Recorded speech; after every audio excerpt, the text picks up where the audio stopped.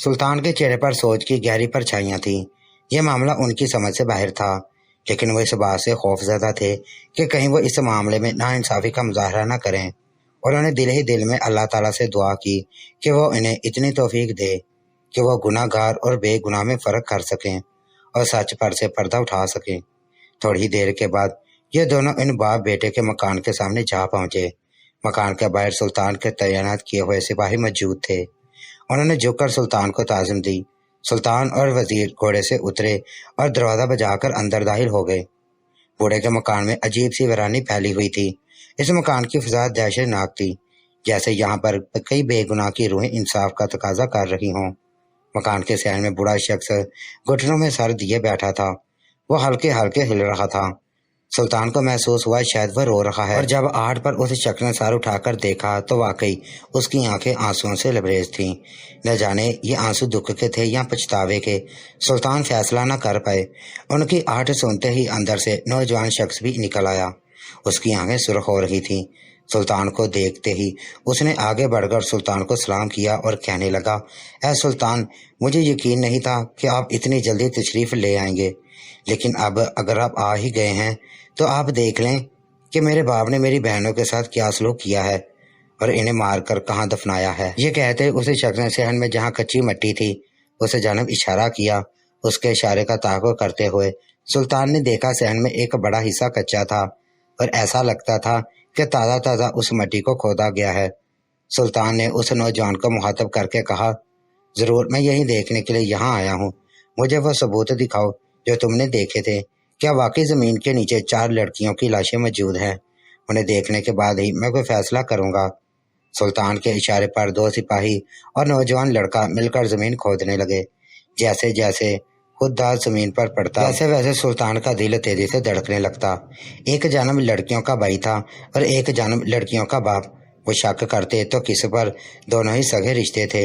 نہ جانے اس قصے کا کیا انجام ہونے والا تھا۔ کھدائی کرتے کرتے سپاہیوں اور نوجوان لڑکے کے پسینے چھوٹ گئے، مگر وہ نہ رکے۔ آخرکار ساری مٹی نکال لی گئی اور سامنے جو منظر دیکھا اسے دیکھتے بے ہتھیار سلطان کو ابکائی آ گئی۔ منظر ہی کچھ ایسا تھا۔ زمین میں اوپر تلے 4 لاشیں پڑی تھیں۔ لاشوں کی اس قدر بے حرمتی کی گئی تھی کہ انہیں کفن تک نہیں پہنایا گیا تھا۔ وہ 4 نوجوان لڑکیاں تھیں، چاروں کی عمر میں فرق تھا۔ سلطان نے دل پر پتھر رکھ کر آگے ہو کر جھانکا۔ لاشیں بے ترتیبی سے ایک دوسرے کے اوپر پڑی تھیں۔ سب سے نیچے والی لاش پرانی تھی۔ سلطان کو اندازہ ہوا کہ 4 لڑکیوں کو مختلف دنوں میں قتل کیا گیا ہے۔ ایک لاش بالکل تازہ تھی، اس کے چہرے پر کپڑا پڑا ہوا تھا۔ سلطان کا دل کٹ کر رہ گیا۔ آخر انہیں بے گناہ لڑکیوں کے ساتھ ایسا سلوک کیوں کیا گیا تھا؟ سلطان نے آگے بڑھ کر سامنے نظر آنے والی لاش پر سے کپڑا ہٹایا۔ اس لڑکی کا چہرہ واضح ہو گیا۔ اسے دیکھتے ہی سلطان کا دل دھڑکتے رہ گیا۔ زمین و آسمان ان کی نظر میں گھوم کر رہ گئے۔ یہ وہ منظر تھا جس کے بعد سلطان کے اندر مزید کچھ دیکھنے کی تاب نہ رہی تھی۔ ایک پل میں ہی سارے فیصلے ہو گئے، کون مجرم ہے اور کون بے گناہ۔ سلطان نے ایک لمحے میں ہی جان لیا۔ سامنے نظر آنے والی لاش کے ہونٹ نیلے تھے، ان کے ہاتھوں کی بے جان جلد بھی نیلی ہو رہی تھی۔ سلطان نے کانپتے ہوئے ہاتھوں سے لڑکی کے ناخن کو دبایا، وہاں بھی نیلا رنگ واضح تھا۔ سلطان کو مزید کچھ جاننے کی خواہش نہ تھی۔ وہ ایک دم پیچھے ہٹے اور انہوں نے سپاہیوں سے کہا، محل میں حکم بھیجو کہ یہاں پر 4 لاشیں ملی ہیں، ان کے کفن دفن کا بندوبست کیا جائے اور اس بوڑھے شخص کو گرفتار کر لیا جائے، کیونکہ ان 4 کا قاتل یہی ہے اور اس لڑکے نے جو کچھ اس شخص کے بارے میں کہا ہے وہ سب سچ ہے۔ سلطان نے اس بوڑھے کی جانب اشارہ کرتے ہوئے حکم دیا۔ سپاہیوں نے آگے بڑھ کر بوڑھے کو گرفتار کر لیا۔ نوجوان شخص کے چہرے پر ایک اطمینان بڑی مسکراہٹ پھیل گئی، لیکن بوڑھا جو پہلے ہی حال سے بے حال تھا وہ مزید زمین میں گر گیا اور منہ میں کچھ بڑبڑانے لگا، لیکن چونکہ وہ گونگا تھا اس لیے اس کی بات کسی کو سمجھ نہ آئی، بس اس کے منہ سے گوں گاں کی آوازیں نکلتی رہیں۔ بوڑھے کو گرفتار کر لیا گیا اور سپاہی اسے لے کر چل دیے۔ اب مکان کے اندر صرف سلطان اور نوجوان لڑکا تھا۔ سلطان نے اسے مخاطب کیا اور کہنے لگے، میں نے فیصلہ سنا دیا ہے، میں پوری کوشش کروں گا کہ اس شخص کو کڑی سے کڑی سزا ملے۔ تم آزاد ہو اور اب تم جہاں چاہو وہاں جا سکتے ہو۔ سلطان کی یہ بات سن کر نوجوان کے چہرے پر بڑی گہری مسکراہٹ پھیل گئی۔ اس نے آگے بڑھ کر سلطان کے دونوں ہاتھ چوم لیے اور کہنے لگا، اے سلطان، آپ واقعی میں انصاف پسند ہیں۔ آج میں نے اپنی آنکھوں سے آپ کی ذہانت کی جھلک دیکھ لی۔ آپ نے جو فیصلہ کیا بالکل درست کیا ہے۔ یہ شخص واقعی کڑی سے کڑی سزا کے لائق ہے۔ کوشش کیجیے گا کہ یہ ساری عمر جیل سے باہر نہ نکل سکے، صرف اس کی لاش ہی وہاں سے باہر نکلے۔ سلطان نے ہاں میں سر ہلایا اور اس کے مکان سے باہر نکل آئے۔ ان کے دماغ میں جھگڑ چل رہے تھے۔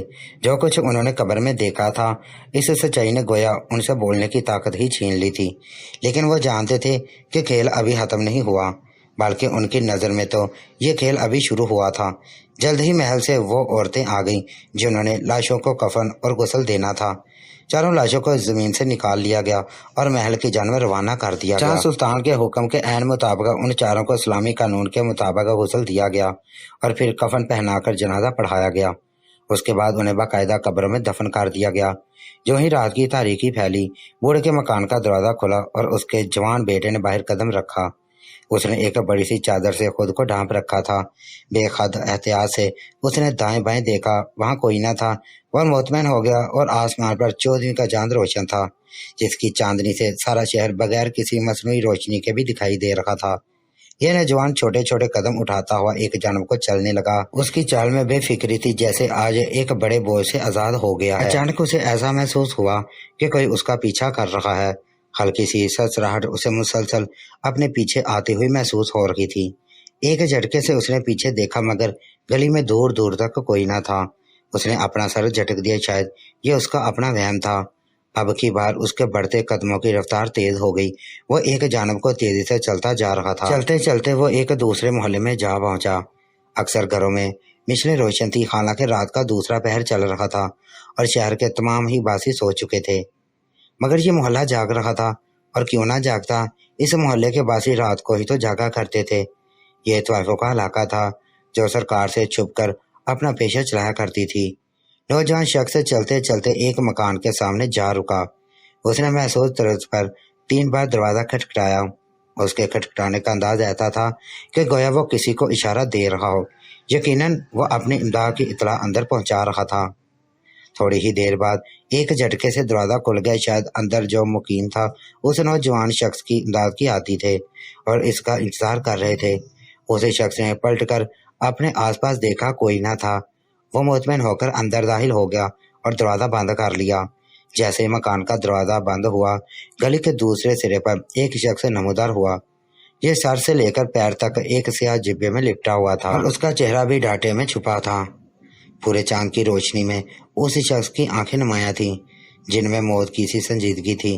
اس شخص نے ہاتھ بڑھا کر اپنے چہرے کا نقاب درست کیا اور ایک پل کے لیے اس کا چہرہ چاند کی روشنی میں نمایاں ہو گیا۔ یہ سلطان تھے، مصر کے سلطان۔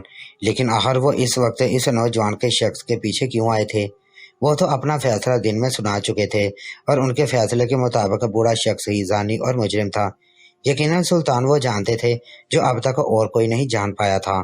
دبے قدموں سے آگے بڑھتے ہوئے سلطان اس مکان کے سامنے آ پہنچے۔ انہوں نے ہاتھ بڑھا کر دروازے کو دھکیلا۔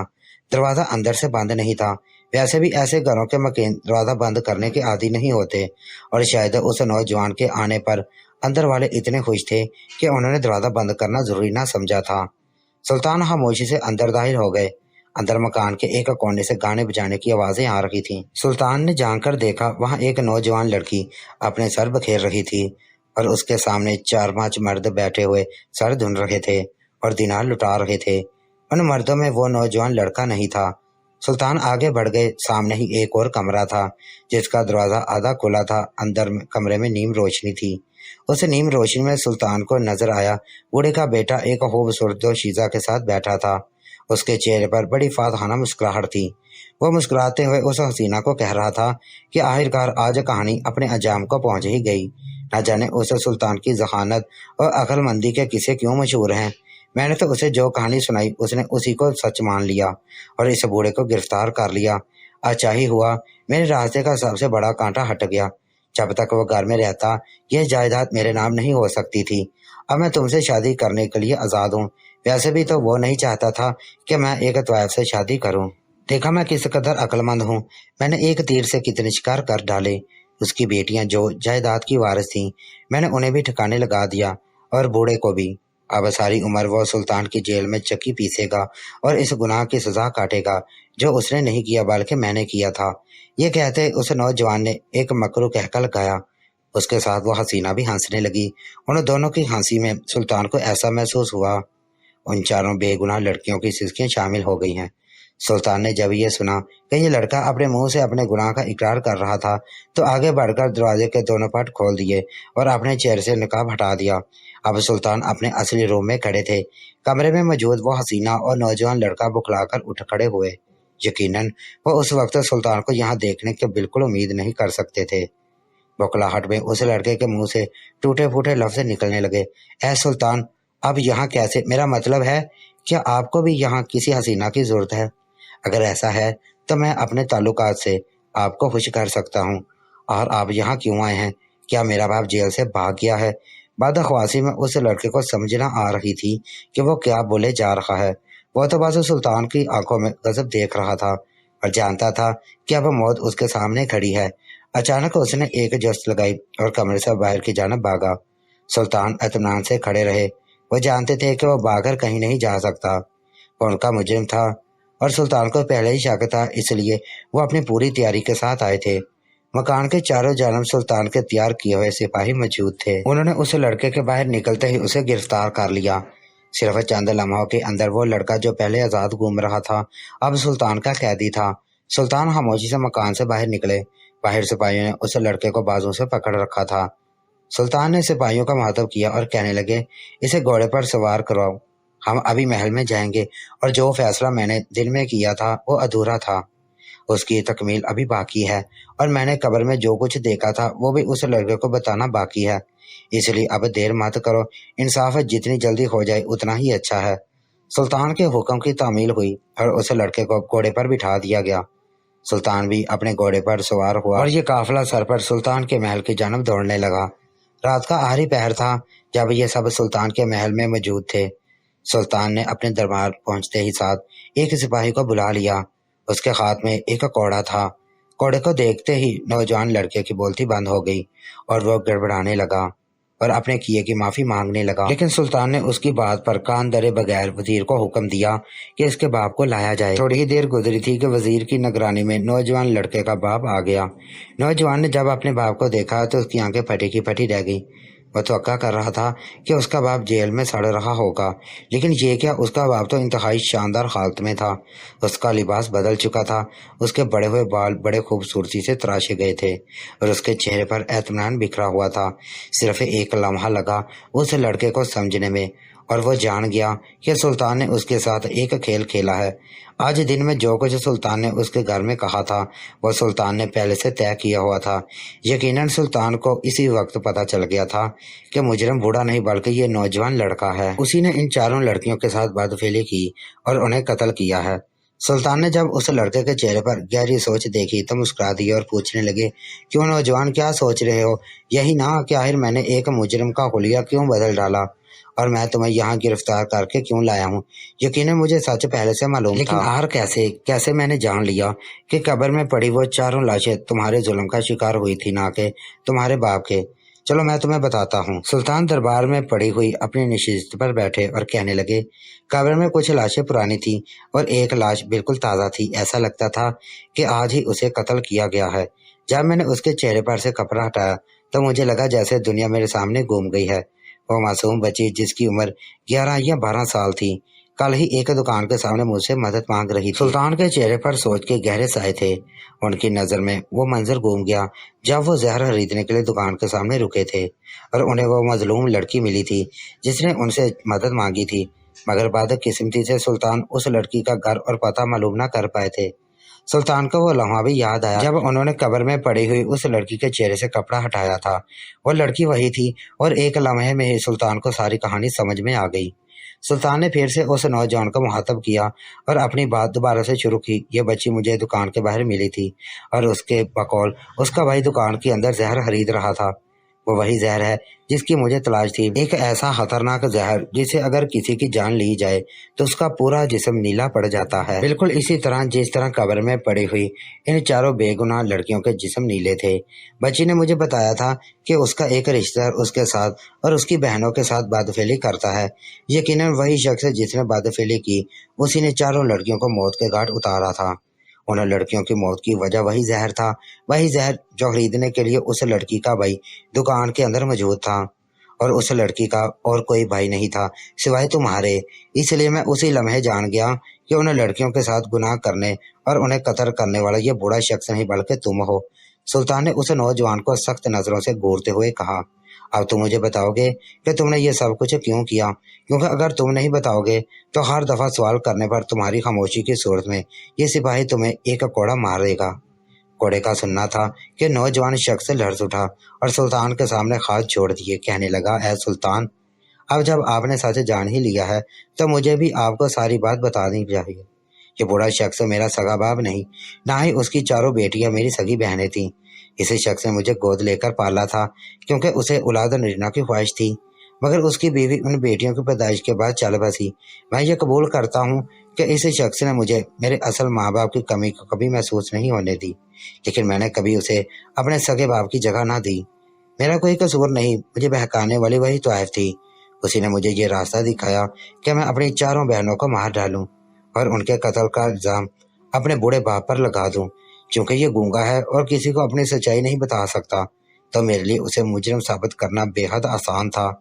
شیطان میرے رگ رگ میں سرایت کر چکا تھا۔ اپنی بہنوں کو دیکھ کر میرا نفس جاگ جاتا۔ شروع میں تو مجھے اپنے خیالات سے شرم آتی تھی، لیکن آخرکار میں نے خود کو یہ سمجھایا کہ وہ کون سا میری سگی بہنیں ہیں، بلکہ وہ تو اس کی بیٹیاں تھیں، میری ان سے کوئی رشتہ داری نہیں تھی۔ حالانکہ وہ بیچاریاں مجھے بھائی بھائی کہتے نہ تھکتی تھیں۔ میں نے ایک ایک کر کے ان چاروں کو اپنا نشانہ بنایا اور انہیں ٹھکانے لگا دیا۔ انہیں مارنے کے لیے میں نے وہی زہر استعمال کیا جس کا آپ نے ذکر کیا تھا۔ میں بہت چھان بین کر ایک ایسا زہر لایا جسے کوئی عام شخص نہیں پکڑ سکتا تھا، لیکن معلوم نہیں آپ نے کیسے اس زہر کی نشانیاں ایک مردہ جسم میں بھی تلاش کر لیں۔ مجھے لگتا تھا کہ میری چال کامیاب ہو گئی ہے۔ اب جب میرے راستے میں کوئی نہیں تو اس بوڑھے کی ساری جائیداد خود بخود میرے نام ہو جانی تھی۔ میں اس طوائف سے شادی کرنا چاہتا تھا، لیکن میرا باپ چاہتا تھا کہ میں کسی شریف عورت سے شادی کروں۔ اس بنا پر بھی مجھے یہ بوڑھا شخص پسند نہیں تھا۔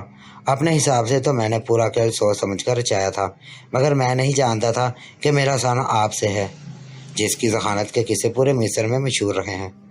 اب میں آپ سے کس منہ سے معافی مانگوں؟ آپ نے تو مجھے رنگے ہاتھوں پکڑ لیا۔ اتنا کہتے یہ شخص رونے لگا، لیکن سلطان کو اس کے آنسو میں کوئی دلچسپی نہیں تھی اور نہ ہی انہیں اس پر رحم آ رہا تھا۔ سلطان نے سپاہیوں کو اشارہ کیا اور اس نے آگے بڑھ کر ایک کوڑا اسی شخص کی کمر پر برسایا۔ ایک دلزود چیخ اس شخص کے منہ سے نکلی، لیکن جب ایک دوسرا کوڑا اس کی کمر پر پڑا، سلطان نے سپاہی کو اشارہ کیا اور کہنے لگے، تب تک مارتے رہو جب تک یہ اپنے ہوش خواص نہ کھو بیٹھے، پھر رک جانا اور جب اسے ہوش آ جائے تو پھر سے کوڑے برسانے لگنا۔ ایسا تب تک کرو جب تک یہ شخص موت کے گھاٹ نہ اتر جائے۔ لیکن ابھی سلطان کی بات ان کے منہ میں ہی تھی کہ اس لڑکے نے چست لگائی اور دربار کے باہر کی جانب بھاگنے لگا۔ وہ ڈھیل تھا جیسے اپنے گناہ پر کوئی ندامت نہ تھی۔ اب سلطان کا ضابطہ جواب دے گیا۔ سلطان نے وزیر کو اشارہ کیا جس نے آگے بڑھ کر اس بھاگتے ہوئے لڑکے کو پکڑ لیا اور سلطان کے سامنے لا کر کھڑا کر دیا۔ سلطان نے تلوار نکالی اور ایک ہی جھٹکے میں اس لڑکے کا سر جسم سے الگ کر دیا۔ یقیناً وہ ایک احسان فراموش تھا جس نے اسی شخص کے گھر میں نقب لگائی تھی، جس نے اسے اپنے گھر میں پناہ دی اور پال پوس کر بڑا کیا۔ سلطان نے انصاف کے تقاضے پورے کیے۔ بوڑھا شخص مطمئن تھا کہ اس کی بیٹیوں کا قاتل اپنے انجام کو پہنچ گیا تھا۔ سلطان نے وزیر کو حکم دیا کہ اس بوڑھے شخص کو سرکاری وظیفہ جاری کیا جائے اور اس کی دیکھ بھال کی جائے۔ اس کی جتنی زندگی ہے وہ اپنی باقی کی زندگی محل کے اندر رہ کر گزار سکتا ہے۔ بوڑھے نے جب سلطان کا یہ حکم سنا تو بے حد خوش ہوا۔ وہ تنہائی کا مارا ہوا تھا اور اب جب کہ اس کی بیٹیاں بھی نہ رہی تھیں تو وہ چاہتا تھا کہ کسی کے ساتھ رہے۔ سلطان نے انصاف کا فیصلہ تو کر دیا، لیکن ان کے دل میں گہرا ملال تھا۔ انہیں رہ رہ کر وہ وقت یاد آ رہا تھا جب وہ معصوم بچی ان سے مدد مانگ رہی تھی، لیکن ان کا دل مطمئن تھا کہ انہوں نے اس کے مجرم کو اس کے اصلی انجام تک پہنچا دیا تھا۔ ویڈیو اچھی لگی ہو تو ہمارے اس چینل کو لازمی سبسکرائب کریں۔ شکریہ۔